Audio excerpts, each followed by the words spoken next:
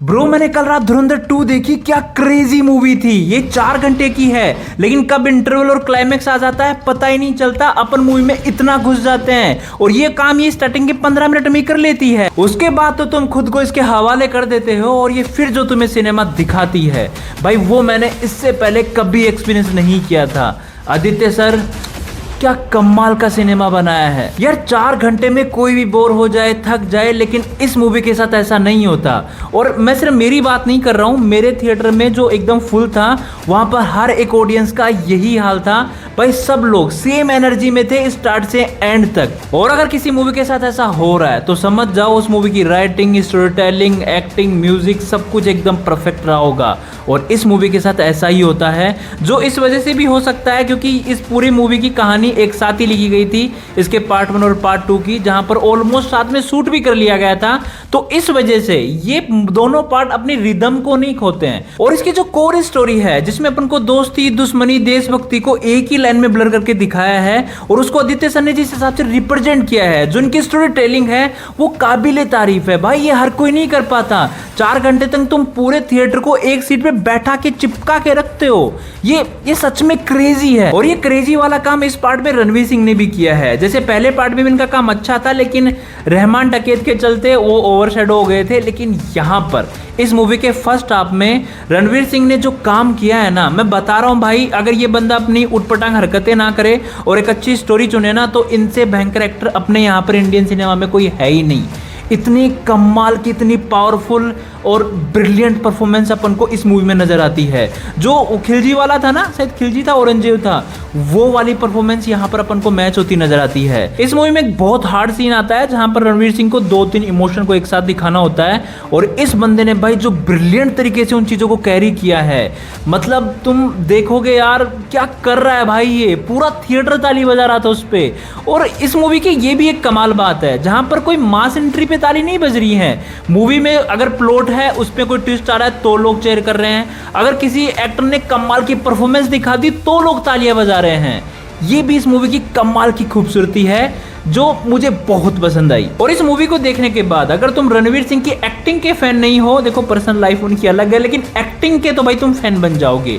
इस मूवी के पूरे फर्स्ट हाफ में ये बंदा आपको भयंकर परफॉर्मेंस देता है। और इनके बाद मेरे को सबसे ज्यादा पसंद आए हैं आर माधवन। भाई इस बंदे का ऑरा ना इस पूरी मूवी में कोई मैच ही नहीं कर सकता। अगर ये स्लोमो में आ रहा है, अगर ये नॉर्मल आ रहा है, अगर ये स्क्रीन पर भी आ रहा है, तो इसका स्क्रीन प्रेजेंस इतना कमाल का है जो कोई मैच नहीं कर सकता। मेरा फेवरेट कैरेक्टर है ये भाई इस मूवी में। और अपने संजू बाबा ने तो भाई संजू बाबा का कैरेक्टर प्ले किया है। लकी हीरा की एक्टिंग कर रहे हैं, एकदम कमाल की परफॉर्मेंस। तो इनको देखकर भी आपको बहुत मजा आएगा इस वाले पार्ट में। अब इनके अलावा अर्जुन रामपाल भी हैं जिन्होंने भाई बढ़िया परफॉर्मेंस दी है, लेकिन कहीं पर चीजें चौक हो जाती हैं, उनकी आगे बात करेंगे। अभी आते हैं इसके एक्शन पर। जो अपन को इसके फर्स्ट हाफ में रॉ और ग्राउंडेड देखने को मिला था, वो अब थोड़ा मासी हो जाता है।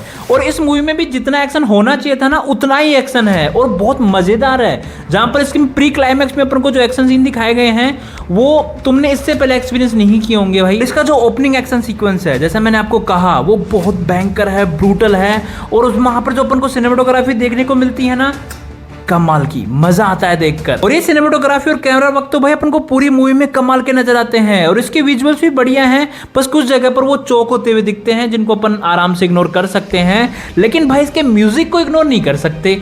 जो इन्होंने रिलीज किया है वो तो कमाल के हैं ही। इनके अलावा जो फर्स्ट पार्ट में जो कमाल करा था इन्होंने पुराने गानों को मिलाकर इंग्लिश और मिक्स करके, वैसा वाला मामला अपन को यहां भी नजर आता है उतनी खूबसूरती के साथ। क्योंकि भाई जहां पर एक्शन सीक्वेंस चल रहा है और बैकग्राउंड में इन्होंने ऐसा कुछ कमाल का म्यूजिक सेट कर रखा है, ये अपना पूरा एक्सपीरियंस दुगना हो जाता है। अब वो चाहे किसी एक्शन सीक्वेंस के पीछे चल रहे हो या किसी एंट्री के पीछे, वो मजेदार ही लगते हैं। फिर चाहे वो इंटरवल का वो टेंशन वाला माहौल हो जो म्यूजिक के साथ इतना इंटेंस हो जाता है कि भाई लोग बाथरूम तक नहीं जाते, उनको साला देखना है कि आगे होगा क्या। और ऐसा ही माहौल इसके क्लाइमैक्स में जब ब्रूटल एक्शन चल रहा होता है और उसके पीछे जो बैकग्राउंड और म्यूजिक का जो तड़का मारा गया है ना भाई, वो उस मजे को कसम से बता रहा हूं एक कमाल का एक्सपीरियंस बना देता है। तो मेरे लिए तो भाई पूरी मूवी एक ऐसा एक्सपीरियंस था जो मैंने इससे पहले नहीं किया। आदित्य धर ने बहुत ही कमाल का सिनेमा बनाया है, जहां पर अगर मैं इस मूवी के अपने बेस्ट मोमेंट की बात करूं, इसका ओपनिंग एक्शन सीक्वेंस आता है और जो इंटरवल में जो टेंशन वाला माहौल बनाती है, वो वाला कमाल का था। और एक सरप्राइज देती है मूवी, ऐसा ट्विस्ट तुम्हारे मुंह पे फेंक कर मारेगी भाई, तुम कभी भूल ही नहीं पाओगे इसके क्लाइमैक्स में।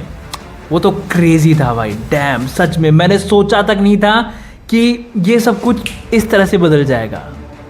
मैं ज़्यादा नहीं बता सकता, मैं निकल जाएगा मुंह से कुछ, फिर गालियाँ दोगे तुम लोग, छोड़ो तुम लोग, आगे चलते हैं जहाँ पर कुछ चीज़ें ऐसी भी हैं जो मेरे को कुछ इतनी पसंद नहीं आई। मतलब ऐसा लगा कि फर्स्ट पार्ट में यार ये कुछ ज़्यादा मज़ेदार था। जैसे रहमान डकैत, एक ऐसा कैरेक्टर जो आज तक अपने जहन में है और आगे तक पता नहीं कब तक वो अपने जहन में ही रहेगा, वो वाला मामला यहाँ पर इतना इम्पैक्ट नहीं डाल पाता। जहाँ पर अर्जुन रामपाल को जो स्टार्टिंग के फर्स्ट पार्ट में अपन को जो बिल्डअप और जो माहौल दिया गया था वो यहाँ पर वर्थ इट नहीं लगता।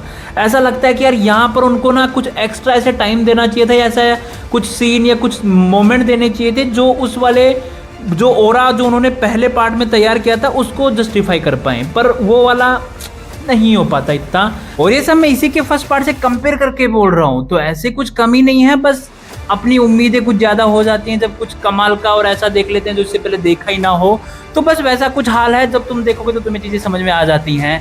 पर भाई इसको मिस मत करना, ये थिएटर में देखने वाली मूवी है, एक ऐसा एक्सपीरियंस जो मुझे नहीं लगता तुम इसके बाद कभी कर पाओगे, क्योंकि भाई 4 घंटे की मूवी बनाना और ऑडियंस को सीट से चिपका के रखना हर किसी के बस का नहीं है। गूदा चाहिए और राइटिंग भी चाहिए। अब आदित्य सर ही फ्यूचर में कुछ कमाल का ऐसा प्रोजेक्ट लेकर आ जाएं जो एक और कमाल का एक्सपीरियंस बन जाए तो क्या बात। खैर भाई ये थिएटर में देखने वाली मूवी है, तो जाओ देखने और फिर कमेंट बॉक्स में आके बताओ कि तुम्हारा कैसा क्या एक्सपीरियंस रहा। अपन मिलते हैं नेक्स्ट वीडियो में, तब तक अपना ध्यान रखना, धन्यवाद।